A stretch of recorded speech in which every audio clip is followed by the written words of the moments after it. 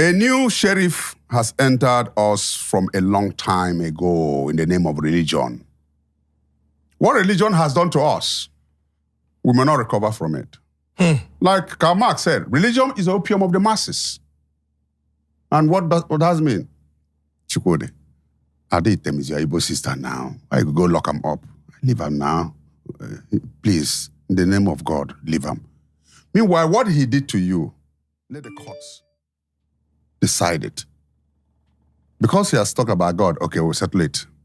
Now, my son just finished from university. Congratulations. Thank you. Yeah, congrats. And that's my first son. Then he, for the meantime, they would let him follow me to the office. Not just wake up in the morning and eat. If I'm going, follow me.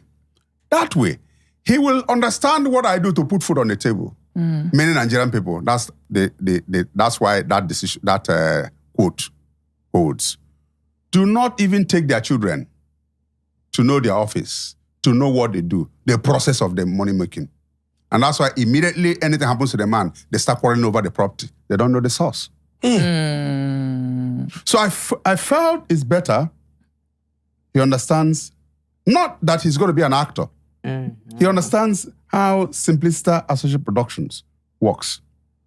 So I made him assistant production manager to understudy the production manager and other areas in production.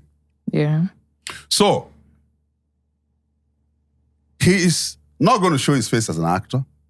It doesn't stop us also from when we're doing crowd scenes for him to be in the crowd. Do you understand? Yeah. But let him understand money management, let him understand how productions are done and so on. So he will now appreciate my age. He will now appreciate when people are talking about me, because each time we go out, they'll tell him, your dad is a great man. Proud. We've been watching him for the past 30 years. So let him now begin to appreciate this. Yes. And whenever I say, like whenever there's something Clayton, my son, does, whenever I get up, like after sitting for 2 hours or thereabout, this pain will come here. So he will now knock me here. So when he does that, I say, okay, at least you see, say, we done the old. But this is what we do to make that money. This is what we do to get appreciation. So that way, he will not fritter the money he makes. That way, he will begin to appreciate what I do and what he's going to do further in life in whatever industry or trade he has chosen. That takes me to the next thing. The first week he worked with us, this is an amount the production manager earns, so his assistant earns maybe 20,000 less.